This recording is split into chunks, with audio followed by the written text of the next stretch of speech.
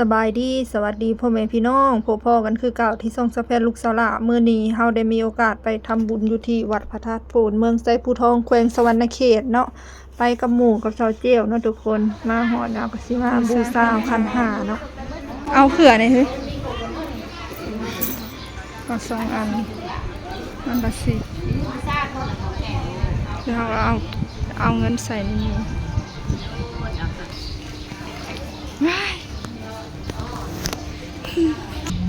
บูชาขันห้ามากับสาวเจลนะทุกคนวันนี้มาทำบุญในวันเกิดเนาะคนบ่ค่อยหลายปานใดมื้อนี้เงียบๆโมเมนต์วันศีลบ่เนาะโมเมนต์วันศีลวันพระคนก็บ่ค่อยหลายบูชาขันห้าแล้วก็มาเขียนชื่อเนาะถวายชื่อเราแม่นถวายชื่อจดสื่อเขียนสื่อกันเนาะคนกับบุคลายเนาะมันเป็นแบบนี้อ่ะคืออะไรแล้วก็น้ำกินจะล้อลองนั่งแล้วก็เทียนขู่นี่หลอดไทยอะไรยังกับเทียนอะไรยังน่าจะยากับเทียนขู่ยากับเทียนขู่มันจะยังอีกเดี๋ยวก็ล้อลองนั่งล้อนั่งเทียนขู่ไปแล้วป่ะน้ำเทียนหนึ่งขู่ป่ะ2 อย่างอะไรของยาตัวนี้มียากับน้ำก็ยากับเทียนขู่ยากับเทียนขู่ผู้นี้ที่มีน้ำให้ก็ป่วยอยู่ดีไม่แห้งละมีส่วนในละกันเลยเอากี้มึงเอาเห็ดมานี่ใส่กลัวจะไม่เมื่อไงแล้วมึงบ่ตอบจะเลื่อยอะไรมึงบ่เห็นโดนมึงหาที่พักโดนนึงแล้วนั่นน่ะดอกคือมันก็ร้ายดอกบานเอามึงก็ซื้อมาในกี้บ่ได้กลัวเสียไม่จ้ะมึงบ่ตอบกูกูป้ามันในเพื่อนนั่นแหละเงินทุกคนละป้าเป็นเพื่อนบอกแล้วจะให้กินน้ำจะข้อหายเลย เจียมน้ำหยาดน้ำหนึ่งเด้อแล้วก็เอาเงินใส่ในคันพอใส่เท่าไรก็ได้ละวันในคันก็เท่าอยู่แล้วมันจะใช้ปัจจัยเขาไปเลยเอาเงินใส่ปัจจัยให้ใส่โอ้ยหอเดียวส่วนที่ของก็บูชาขันห้าแล้วก็มาเขียนสื่อแล้วก็คงที่จะถวายมาทุกคนก็สิมียากับเทียนเนาะเทียนขู่ของเอามาถวายเขาบ่ได้แนะนำเนาะนี่ไม่ออกลองมาจากบ้านลำพันเมืองปาเกนาปัญญาการทุกอาวันนี้โตมาลับรวยมีไปด้วยตาตุและคันเกลักและคันถวายจะบันคันเอาเครื่องถวายมันคันถวายประมาณที่ลูกเทียมก็น้อยไม่ออกเป็นสีวงการมาจากบ้านหัวย่างเมืองเฉพาะเป็นต้นเกศมาถวายยาและเทียนกูหนึ่งก็ถวายแก่ผู้ปกครองพระเจ้าเป็นเรื่องโอตตินจะมอมัดจะมาดูเพิ่มตามและจงไปปกป้องจาแมวเพิ่มที่สีวงการอายุยืนเป็นสุขอยู่ดีงามหาไม่ได้ก็ไม่เป็นเพื่อนทุกคนนี้พวกมันลำด้วยมีจะไปด้วยกันสาธุและคำถวายต่อมามีลูกคนเทียนมีไม่ออกแก้วของรถใหญ่ยังบ่ทันได้เงินก็จ่ายแล้วที่ยันตะกุกอยู่ในนั้นทุกคนเทียนแมวอ่อนอ่อนจะได้มาขอแก้ขอพรด้วยต้องจะรับผลต้องทำเป็นใจความมาขอพรจะมาขอยาแจ้งงานพระแต่ฟังมุขพุทธของลำดับจำจะน้อมมาจำอนุเทินสาธุตามและจงนำไปปกป้องจำต่อสู้ยนต์แม่อ่อนอ่อนอายุยันตะกุกอยู่ในนั้นทางมันการไม่เป็นเกินทุกหางมามีโศกมาลำรวนยิ่งจะไปโดยเถิดสาธุปริสุทธิ์อะโมตามีป้องกันหยาดน้ำเนาะหยาดน้ำเอาหยาดน้ำอันนั้นก็พอเราจะนาสัญญาสังขารมิโตวัติจิตาสิการะตังอิตังจาตนาสมอุปกรรมติโสยาติตโมจาอัญญาณิตาจิตโตปตนาอุตสัจจาเวลาปัญจาวิปุณานันตาวินันอิเมตุนังปัสสุตังอนาปาตังสีนาดู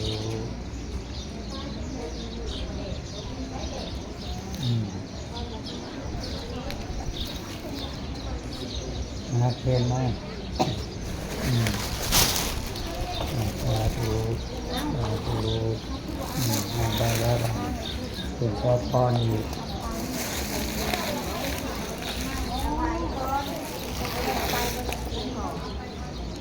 ยังคันบาเลยเรื่องนี้เรื่องอะไรก่อนเรื่องอะไรก็ไปได้ นี่ก็แล้วเป็นทีเรียบร้อยเนาะพ่อแม่พี่น้องก็สิได้ออกเมืองก่อนเนอกบัดนี้ขึ้นไปกราบพระธาตุนอนหนึ่งแล้วก็สิได้ยันพากันเมืองนั่นแหละเดี๋ยวสิเอาแก้วน้ำไว้ก่อนเนาะหยาดน้ำหยาดไหนแล้วเป็นทีเรียบร้อย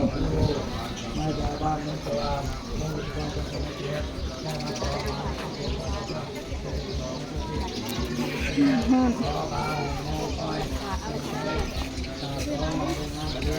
คุณบ่ค่อยหลายมัน จะตั้งรถพอดีน้องทำทุกอย่าง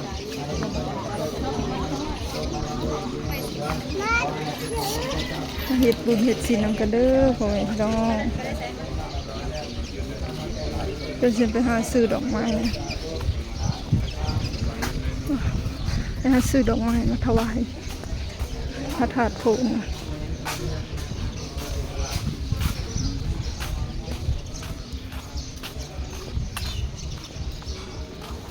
อันนี้เป็นบอนคนขายดอกไม้เนาะทุกคน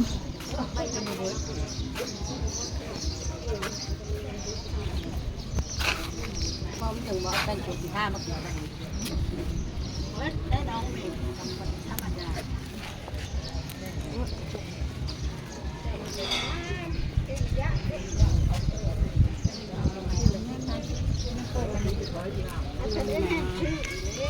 มีดอกหักดอกเรืองเฮ้ยบอกทุกคนเขาช้อกันตายหลักเลยเหมือนกันตายเป็นหมดช้อนเจ้าตายหมด ดอกบัวนี่เท่าไหร่ ดอกบัวชิดนั่นเขาสิยังนะเขาบอกว่าไก่ เอาดอกบัวก่อน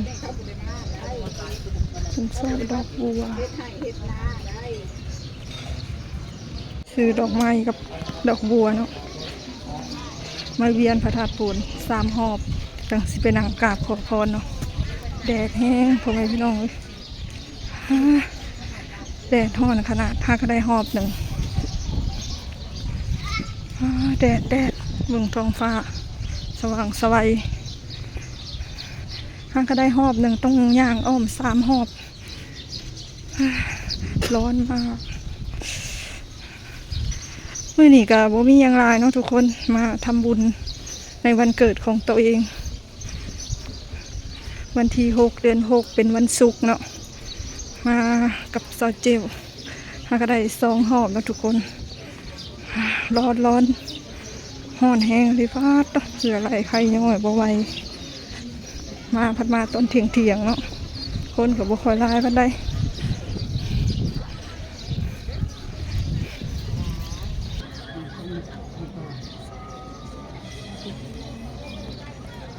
ใส่หนึ่งตัวกัน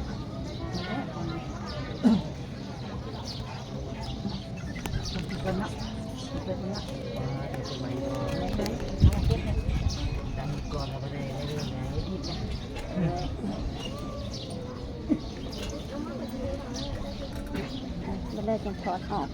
ขอก่อนต่อมาบางอ่อน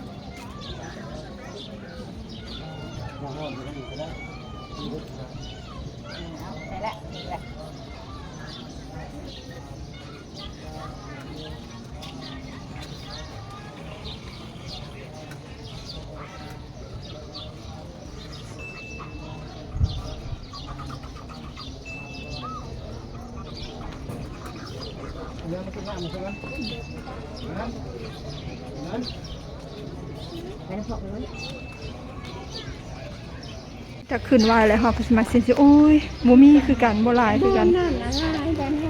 ป้าไปเข้าห้องน้ำก่อนจะไปเสี่ยมปะ2 บ่อน5 บ่อนไว้ซีมีแต่บ่อนนั้นเสียงซีเบิร์ดเนาะเสียงซีแล้วทุกคนถือกันใบดีกันเนาะกันที 1คือทัศพรคือว่าเป็นกันดีอยู่เนาะเพราะอากาศร้อนแห้งอะไร ครแต่มานั่งในนี้มีลมพัดเย็นเนี่ยฮ้อนอ้าวจะเป็นอย่างอื่นหิวน้ำหิวไหนดีบ่12 13หันดีอยู่มันชื่อถึงยังชื่อถึงยังไม่รู้เอามาเบิ่งดูสาธุดีอยู่พระทางสื่อถึงยังบ่จ๊ะ คือแบบไม่ก็ดีเนาะแต่เขามาให้เขาบอก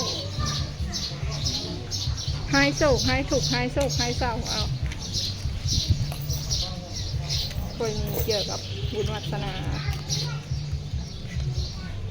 บุญสูงสูงก่อนแบบหายถูกหายนะคะนะหายบ่เลยคือว่ายังมีเรื่องอึดอัดใจ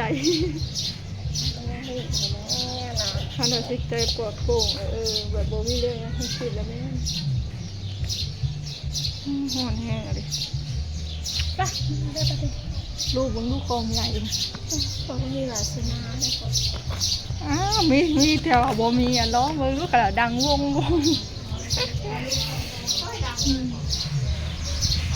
ลูกทั้งน้ำมันทั้งนูนมันกูนะอธิษฐานและ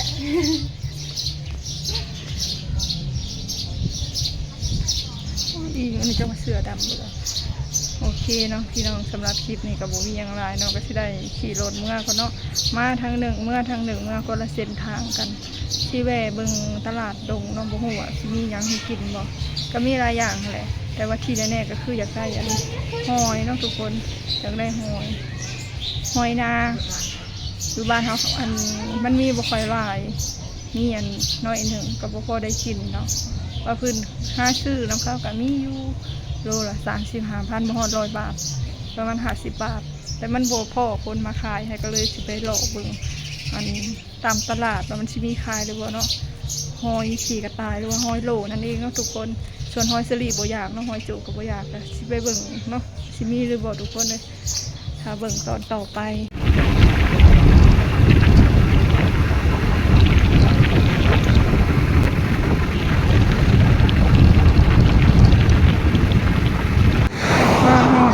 ตลาดแล้วทุกคนมาเบิ่งหอยเนาะ มาแม่พาไปเล่นในโบ บู ปะ มีซ้ พูดได้พูดไอ้โบพูด ำเห็ดไข่ ปะไปเล่นในโบปะ อยากได้หอยหูมีหอยป้าผักแหวนกินแกงละไม้เด้หมักตาลมีแบบปอกแล้วปอกมาแล้วไปเบิ่งผังนะก่อนเลยไปเบิ่งผังนะก่อนผังนี่โบมีหอยนี่ก็หายากแต่เนาะ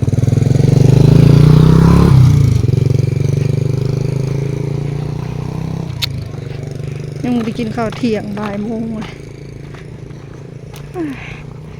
นี่หอยอะไรเนี่ยเอียนหอยยังไม่ใช่เจ้าของอ่ะยังไงหอย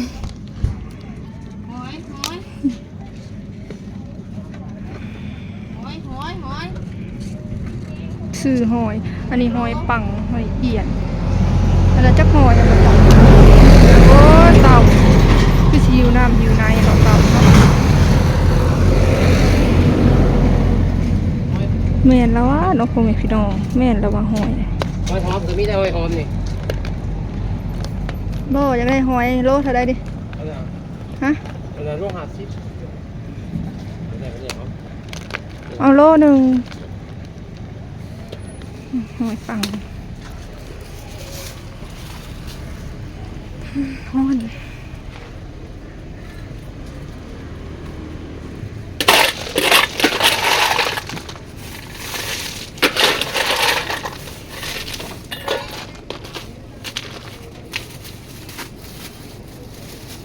ฮ้อนแล้วบ่โลนี่บ่สร้างเบิ่งก่อนวะ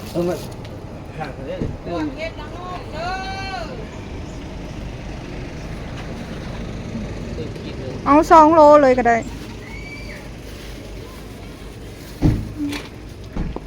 เฮ็ดละโงกเฮ็ดไข่เด้อ 2 โลหนึ่งน้อยจ่ายเงินเพิ่นก่อนนะทุกคนได้หอยแล้วก็คือสิบ่ได้แหว่เลยตลาดดงบัดแหว่ในนี้ก็คือพอเนาะ กินข้าวเนาะพ่อแม่พี่น้องไปกินข้าวแล้วก็เมื่อรัก35เมื่อบ้านไผบ้านมังเฮือไปเฮือนมาเนาะเขาก็ได้สั่งไปเป็นกะเพราทะเลรวม มีหลายเมนูอยู่เนาะอาหารเพิ่นก็ได้ ตอนนี้ก็ได้ข้าวมาแล้วเป็นที่เรียบร้อยเนาะคือผัดกะเพราทะเลบ่ฮู้ว่าเป็นเงินไทยจานละจักบาทเนาะทุกคนไปเป็นเงินลาวประมาณ50,000เนาะเกือบว่าฮอด100นึงแต่ก็บ่ฮอดเนาะมาเด้อพ่อแม่น้องกินข้าวนำกันเนาะกินข้าวแล้วก็สิได้มื้อแล้วกันเนาะฮอดหลัก35แล้วเนาะทุกคนถ้าเจอซื้อตีนไก่กับปลาทูได้ถือว่ามันสวยเลยเนาะผักก็บ่ค่อยงามมันสวยแล้วเงียบเหงาตลาดห่างวายเงียบเงาตลาดบ่ค่อยมีคนเดินมันสวยเลยทุกคนค่ะสเจลซื้อเครื่องก่อนเนาะออกไปทาอยู่โดดก่อนพ่อแม่พี่น้อง